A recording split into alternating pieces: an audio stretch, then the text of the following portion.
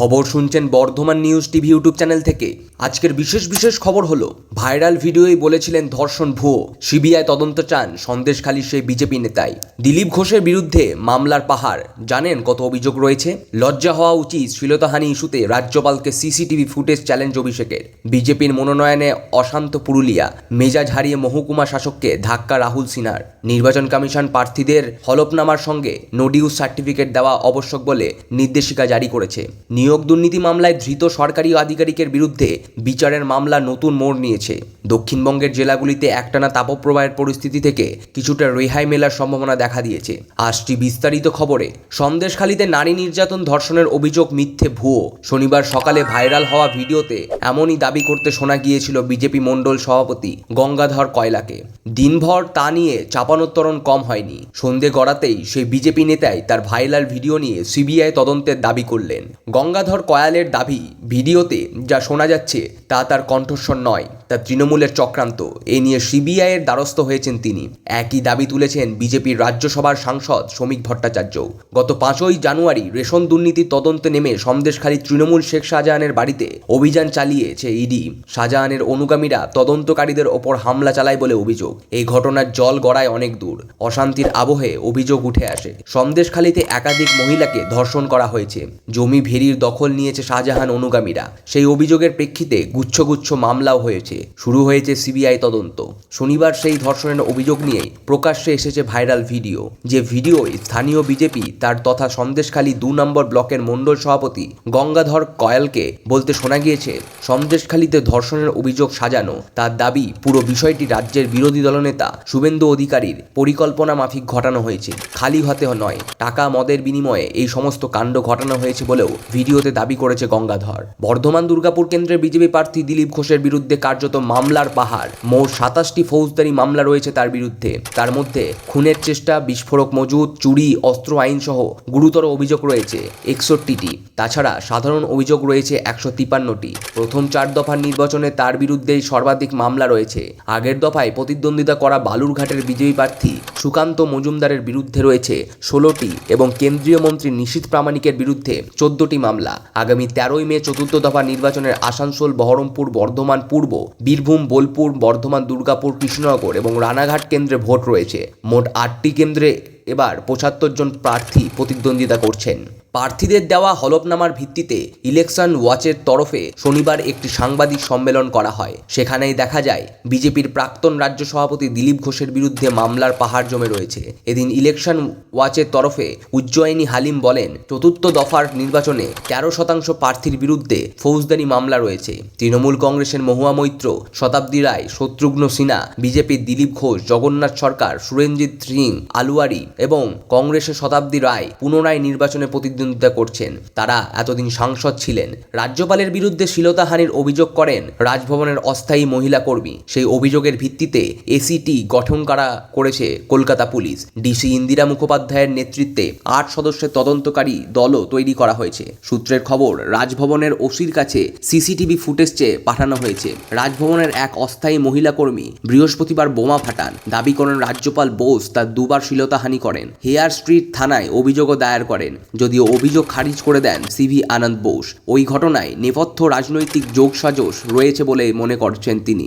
আর তারপরই রাজভবনের তরফে বিবৃতি জারি করা হয়। এরপর রাজভবনের মন্ত্রী চন্দ্রিমা ভট্টাচার্যের প্রবেশে নিষেধাজ্ঞা জারি করা হয়। এমনকি ভোটের সময় পুলিশ রাজভবনে প্রবেশের ক্ষেত্রেও নিষেধাজ্ঞা জারি করা হয়। যদিও কলকাতা পুলিশের দাবি, রাজভবনের তরফ থেকে এরকম কোনো তথ্য পুলিশের কাছে নেই। সে কারণে ওই তরুণীর অভিযোগের ভিত্তিতে তদন্ত শুরু হয়। 8 সদস্যের সেট গঠন করা হয়। শুক্রবার রাজভবনে যান ওই বিশেষ তদন্তকারী দলের সদস্যরা। তরুণীর অভিযোগ খতিয়ে দেখতে বেশ কয়েকজনকে জিজ্ঞাসাবাদও করা হয়। এই ঘটনার তদন্তে রাজভবনের সিসিটিভি ফুটেজও চেয়ে পাঠানো হয়েছে বলে খবর।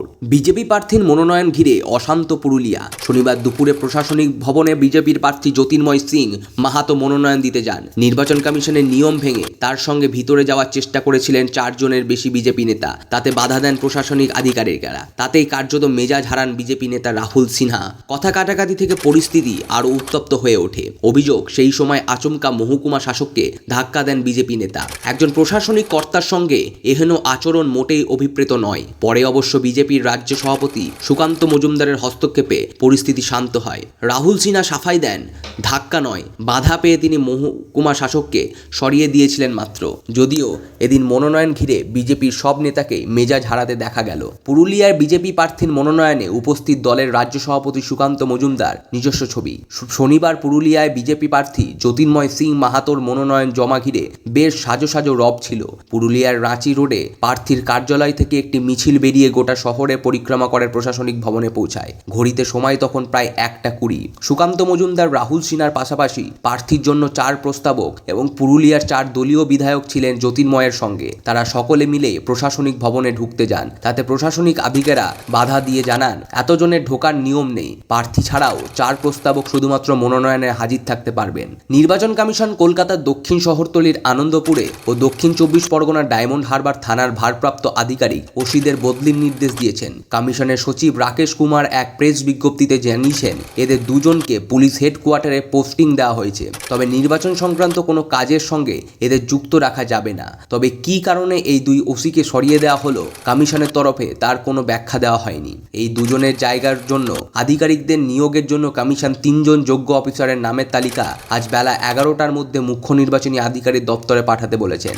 লোকসভা নির্বাচনের 3য় দফা ভোটের জন্য প্রচার শেষ হবে আগামীকাল। ভোটের দিন এগিয়ে আসার সঙ্গে সঙ্গে ওই পর্যায় এবং অন্যান্য দফার জন্য জোরদার প্রচার অভিযান চলছে। বিভিন্ন রাজনৈতিক দলের তারকা প্রচারকরা ভোটেদের মন জয় সব রকম চেষ্টা চালিয়ে যাচ্ছেন। শীর্ষ বিজেপি নেতা প্রধানমন্ত্রী নরেন্দ্র মোদী গতকাল পশ্চিমবঙ্গের বীরভূমের আমোদপুর, বর্তমানের তালিত এবং নদিয়ায় তেহট্টে দলীয় প্রার্থীর সমর্থনে 3টি জনসভা করেন। তিনি জনগণের সেবায় নিবেদিত বলে উল্লেখ করেন। শ্রী মোদী বলেন, কিন্তু তৃণমূল কংগ্রেস ও বামপন্থীর মতো বিরোধীরা শুধুমাত্র ভোটের জন্য নিজেদের স্বার্থেই জোটবদ্ধ হয়েছে। দেশের বিকাশের জন্য এদের বিন্দু মাধ্যম মাথা ব্যথা নেই। রাজ্যে বিভিন্ন স্তরে দুর্নীতি নিয়েও সবর হন প্রধানমন্ত্রী। অন্যদিকে তৃণমূল কংগ্রেস প্রধান মুখ্যমন্ত্রী মমতা ব্যানার্জি গতকাল পূর্ব বর্ধমানের রায়না ও সমুদ্রগড়ে 2টি জনসভা করেন। বিজেপির সমালোচনা করে তিনি বলেন, ভোটের জন্য তারা করতে পারেন না এমন কোনো কাজই নেই। দেশে গণতন্ত্র বলে কিছু নেই। প্রতিবাদ করলেই বিরোধী নেতাদের মধ্যে মামলার ফাঁসিয়ে দিলে পুড়ে দেওয়া হচ্ছে বলে তার দাবি। কেন্দ্রে এ রাজ্য থেকে 6,84,000 কোটি টাকা করে তুলে নিলেও রাজ্যের পাওনা 1,78,000 টাকা দেওয়ানি বলে তিনি অভিযোগ করেন। বিজেপি নেতারা তার দলের দুর্নীতি নিয়ে মিথ্যে প্রচার চালাচ্ছে।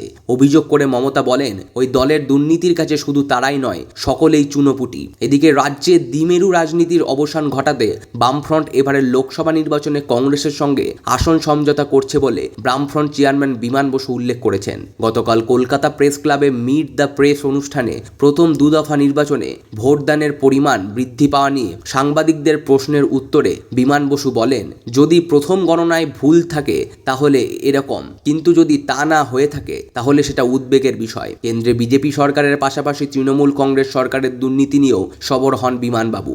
রাজ্যের একের পর এক জলাশয় বোঝানোর বিরোধিতা করেন তিনি। বলেন, বীরভূমের বিজেপি প্রার্থী হিসেবে দেবাশিস ধরের মনোনয়নপত্র খারিজের পর নো ডিউ সার্টিফিকেট নিয়ে কড়া অবস্থান নিয়েছে নির্বাচন কমিশন। সব রাজ্যে এবং কেন্দ্রশাসিত অঞ্চলের মুখ্য সচিবদের এক নির্দেশ জানানো হয়েছে, যে সমস্ত প্রার্থীর ক্ষেত্রে সার্টিফিকেট দেওয়া প্রযোজ্য তার মনোনয়নপত্র দাখিলের সময় হলফনামার সঙ্গে এই নো ডিউ সার্টিফিকেট দাখিল করা আবশ্যক। সেই প্রার্থীকে নির্দিষ্ট কেন্দ্রে মনোনয়ন জমা দেওয়ার শেষ দিন বেলা 3টের মধ্যে সংশ্লিষ্ট রিটার্নিং অফিসারের কাছে জমা দিতে হবে।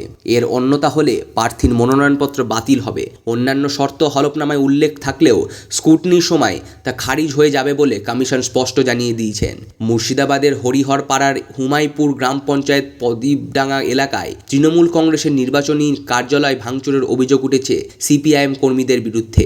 গতকাল দুপুরে ওই ভাঙচুর চালানোর পাশাপাশি বেশ কিছু ফ্লেক্সও ছিঁড়ে ফেলা হয় বলে অভিযোগ। সিপিআইএম অবশ্য অভিযোগ অস্বীকার করেছে। তবে তৃণমূল কংগ্রেসের লিখিত অভিযোগের ভিত্তিতে হরিহরপাড়ার থানার পুলিশ ঘটনার তদন্ত শুরু করেছে। এদিকে জেলার খড়গ্রামে দোয়ারে মল্লিকপুরে তৃণমূল কংগ্রেস ও কংগ্রেসের মধ্যে বুধবার সংঘর্ষের ঘটনায় 5 জনকে পুলিশ গ্রেপ্তার করেছে। এর মধ্যে আছেন তৃণমূল কংগ্রেসের অঞ্চল সভাপতি আলতামাস কবির এবং অনুগামী মাদারুল শেখ। আলতামাসের কাছ থেকে উদ্ধার হয়েছিল একটি 7mm পিস্তল, একটি ম্যাগাজিন ও 1 রাউন্ড গুলি। এছাড়াও পঞ্চায়েত সমিতির সদস্য কংগ্রেসের জিতা খাতুনের স্বামী পিন্টু শেখ, শ্বশুর জয়লাল শেখ ও কিতাব শেখকেও পুলিশ গ্রেপ্তার করেছে। ধৃতদের কান্দি আদালতে তোলা হলে জয়লালকে 14 দিনের জেল হেফাজতে পাঠানো হয়েছে। বাকি 4 অভিযুক্তকে 8 দিনের পুলিশ হেফাজতের নির্দেশ দেওয়া হয়। নিয়োগ দুর্নীতি মামলায় ধৃত সরকারি আধিকারিকের বিরুদ্ধে বিচার প্রক্রিয়া শুরুর মামলা নতুন মোড় নিয়েছে। রাজ্যপাল ওই সরকারি আধিকারিকদের বিরুদ্ধে বিচার প্রক্রিয়া শুরুর অনুমতি দেন বলে 2 বিচারপতি জয়মাল্য বাগচি ও গৌরাঙ্গ কান্তের ডিভিশন বেঞ্চ দাবি করেছেন। স্কুল সার্ভিস কমিশনের প্রাক্তন চেয়ারম্যান সুবীরেশ ভট্টাচার্যের আইনজীবী সন্দীপন গঙ্গোপাধ্যায়। তিনি গতকাল শুনানির সময় সওয়াল করেন সুবীরেশ এবং মধ্যশিক্ষা পর্ষদের প্রাক্তন সভাপতি কল্যাণময় গঙ্গোপাধ্যায়কে ওই পদে নিয়োগ করেছিলেন রাজ্যপাল, তাই এই দুজনের বিরুদ্ধে বিচার প্রক্রিয়া শুরুর অনুমতি মুখ্য সচিব দিতে পারেন না, রাজ্যপালই এই অনুমতি দেবেন। খবর এই পর্যন্তই।